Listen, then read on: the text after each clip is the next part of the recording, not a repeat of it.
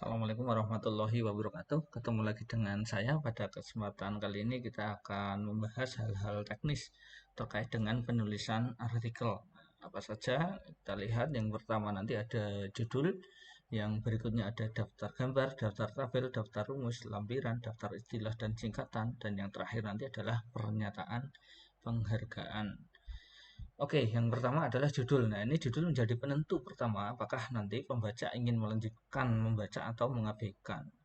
Nah, kalau bisa nanti judul itu adalah bisa menggambarkan isi artikel secara cepat, maka kita bikin judul itu yang menarik namun tetap memenuhi kriteria atau kaidah di dalam bagaimana menulis judul. Nah, bagaimana tips untuk menulis judul? Yang pertama, judul itu nanti jangan terlalu panjang atau terlalu pendek ya. Nah, kemudian yang berikutnya, judul ini nanti bisa memuat masalah metode atau teori, kemudian lokasi. Yang selanjutnya yaitu menggunakan kalimat positif. Dan penulisan judul nanti tidak all kapital. Jadi hurufnya itu tidak kapital semua, tapi huruf kapital ini hanya pada setiap awal kata saja di judul tersebut. Nah, khusus untuk preposisi, konjungsi, interjeksi ini ya nanti tetap menggunakan huruf kecil semua. Misalnya apa? Di dalam judul misalnya ada kata dan atau di atau ke atau pada dan seterusnya itu ya. Nah, maka kata-kata tersebut ya itu nanti bisa harus tetap menggunakan huruf kecil semua dan di kepada dalam itu ya. Misalnya kita menggunakan kata di, misalnya penulis apa namanya studi kasus di Banyumas. Nah, di-nya maka menggunakan huruf kecil semua. Nah, kemudian pada, nah menggunakan kata pada yaitu studi kasus pada anak usia dini. Nah, maka padanya huruf P-nya itu tetap kecil semua dan seterusnya dan sebagainya nanti bisa kalian coba gitu ya. Kemudian yang berikutnya adalah daftar gambar, tabel atau rumus ya. Nah, pembuatan daftar gambar, tabel, rumus ini bisa lebih mudah menggunakan menu reference. Kalau kalian buka Microsoft Word, maka nanti di sana akan ada menu reference.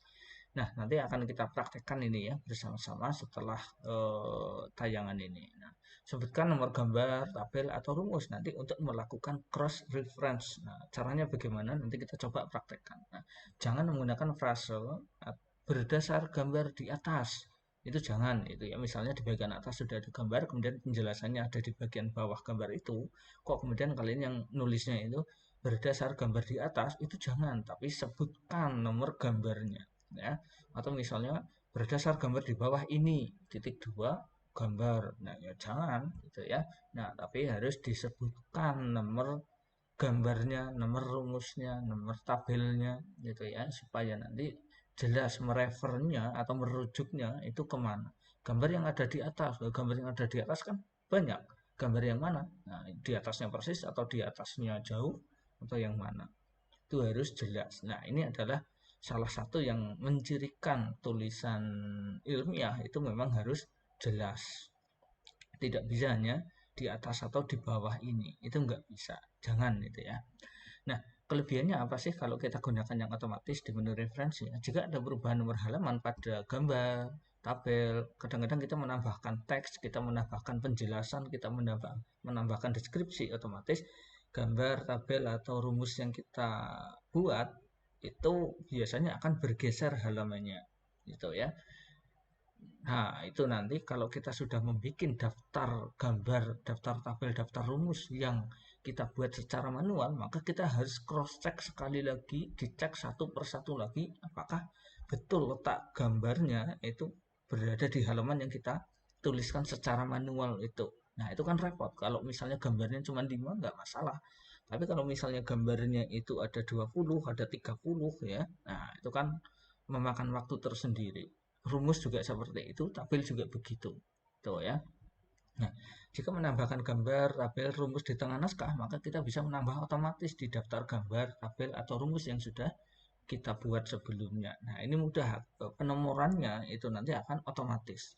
Misalnya kita sudah punya 10 gambar. Gambar 1, gambar 2, gambar 3, gambar 4, gambar 5, sampai gambar 10. Nah, kemudian, di bagian tengah itu kita sisipkan ada gambar baru lagi, ternyata ada yang ketinggalan. Misalnya kita sisipkan gambar 6. Nah, kalau kita pakai manual, maka 6, 7, 8, 9, 10 itu harus kita edit secara manual.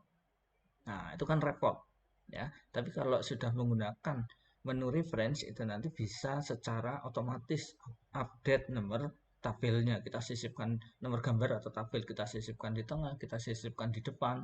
Nah, itu nanti otomatis akan menyesuaikan. Nanti kita praktekkan bersama ya. Nah, ini nanti kalau kita gunakan yang otomatis akan meminimalkan kekeliruan di dalam pengutipan gambar, tabel atau rumus. Nah, oke ya. Berikutnya adalah lampiran. Nah, lampiran ini berisi data tambahan yang terkait secara langsung dengan tema artikel. Nah, isi lampiran apa sih biasanya? Yang pertama itu biasanya adalah data demografis penduduk.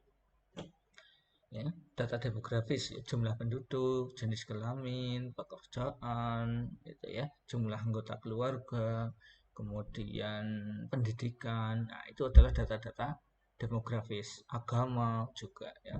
Dan atau geografis. Geografis itu ya misalnya desa itu terletak di mana, perbatasan sebelah sebelah barat, timur, utara, selatan, batas-batasnya, batas wilayahnya itu ya, luasnya berapa itu ya, dan seterusnya. Itu adalah informasi atau data-data geografis. Struktur kepengurusan suatu organisasi atau pemerintahan apa? Misalnya adalah struktur organisasi Karang Taruna Desa X. Nah, maka di sana ketuanya siapa, wakilnya siapa. Kalau dibikin diagram struktur misalnya, atau hanya deskripsi saja, nah itu diletakkan di lampiran biasanya. Ya. Atau struktur pemerintahan misalnya, struktur apa itu namanya, pemerintahan desa Bobosan misalnya, struktur pemerintahan desa Dukualuh misalnya. Nah, di sana nanti kepala desa siapa, kemudian sekretaris desa siapa, kaur-kaurnya siapa. Nah, itu nanti semuanya dicantumkan di lampiran. Kemudian selain itu apa? Bisa juga di lampiran itu isinya adalah skrip wawancara dengan responden atau narasumber. Skripnya itu ya. Jadi kalau misalnya kalian merekam menggunakan media audio, menggunakan gadget, maka itu kalian bisa eh, skripnya itu apa adanya, raw text ya, dibikin ke dalam teks hasil wawancaranya itu ya. Nah, kemudian pedoman wawancara itu juga bisa dimasukkan kuesioner, lalu juga hasil pengolahan data kalau misalnya kuantitatif ya, yang berupa tabel atau grafik itu bisa dimasukkan di lampiran. Oke, yang berikutnya daftar istilah dan singkatan. Ini kalau daftar istilah ini biasanya berisi istilah berdasar terminologi keilmuan tertentu. Nah, jadi sama-sama yang seperti kita bahas di pertemuan sebelum-sebelumnya itu sama-sama misalnya ada simbol ya, atau ada komunikasi atau ada istilah semiotik gitu ya. Nah, di sana itu kan itu istilah yang khas, maka perlu ada penjelasan mengenai apa itu maksud dari kata-kata tersebut atau istilah-istilah terminologi keilmuan. Terdapat juga berisi terminologi baru yang kita ciptakan sendiri. Oh, sangat mungkin kita kan ilmuwan, kalian kan calon-calon ilmuwan. Nah, maka kalian bisa menciptakan term-term keilmuan atau istilah-istilah baru yang menurut kalian bisa jadi belum ada gitu ya, agar bisa dipahami oleh para pembaca. Karena dari mana munculnya terminologi-terminologi keilmuan itu adalah dari tokoh-tokoh ilmu pengetahuan. Tentunya kalian itu memiliki peluang untuk memunculkan terminologi baru itu ya. Penulisan ini daftar singkatan ini berisi singkatan-singkatan yang dimuat di dalam artikel. Nah, penulisan ini menggunakan singkatan dapat mengurangi jumlah kata dan pembaca ini bisa lebih nyaman. Itu ya. Misalnya apa yang disingkat yaitu nama responden, kemudian nama tempat penelitian, termasuk nama teori itu atau suatu teori itu juga bisa disingkat. Gak apa-apa, nggak masalah itu ya. Suatu metode itu juga boleh disingkat. Nah, hal-hal yang seperti itu nanti bisa kita coba di dalam penulisan artikel kita supaya apa? Artikel bisa lebih ringkes. Misalnya yang banyak terjadi itu adalah dari laporan penelitian, skripsi, tesis, disertasi yang kemudian itu dibentuk ke jurnal. Kalau skripsi itu kan paling tidak minimal 60 halaman sampai bahkan ada yang ratusan halaman. Nah, kalau kita mau submit ke jurnal maka di sana harus diringkes itu ya menjadi maksimal itu biasanya 20 halaman. Nah, itu kan menjadi pekerjaan yang cukup berat ya jika tidak terbiasa. Nah, salah satunya trik untuk menyingkatnya adalah istilah-istilah itu kita buat singkatan. Nah, itu seperti itu fungsinya nanti ya. Yang terakhir ini adalah pernyataan penghargaan, yaitu pada bagian akhir artikel biasanya terdapat pernyataan penghargaan. Yang ini dicantumkan untuk menyebutkan pihak-pihak yang telah berkontribusi terhadap penelitian atau penulisan artikel. Nah, pernyataan penghargaan ini biasanya apa? Juga berisi ucapan terima kasih kepada penyandang dana. Nah, ini yang penting ya, dengan menyebutkan work grant biasanya. Nah, pernyataan ini sekaligus sebagai bentuk pertanggungjawaban kepada penyandang dana penelitian. Karena dosen peneliti itu kan nggak punya uang, yang punya uang itu biasanya yang punya dana adalah lembaga-lembaga riset atau lembaga-lembaga yang di sana berkepentingan dengan riset, maka dia mau membiayai para ilmuwan-ilmuwan untuk melakukan riset atau penelitian. Nah, maka itu kita cantumkan di acknowledgement itu ya atau di pernyataan penghargaan. Nah, ini nanti kalau kalian semakin sering membaca artikel ilmiah, saya kira akan semakin sering menemukan ada di sana namanya acknowledgement. Nah, itu nanti bisa kalian baca, bisa kalian perhatikan. Nah, oh ini ternyata artikel ini bisa publish atas bantuan dari si A, si B, si C.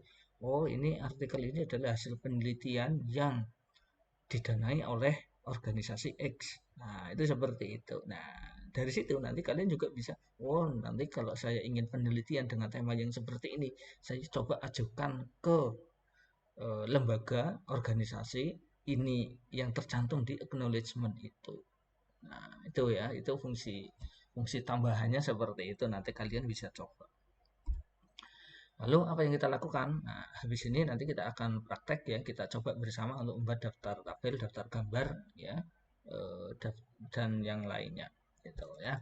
Kita coba praktekkan bersama-sama. Oke, saya kira ini untuk materi kita pada kesempatan kali ini. Terima kasih atas perhatiannya. Semoga bermanfaat. Mohon maaf kalau ada kesalahan kekurangan.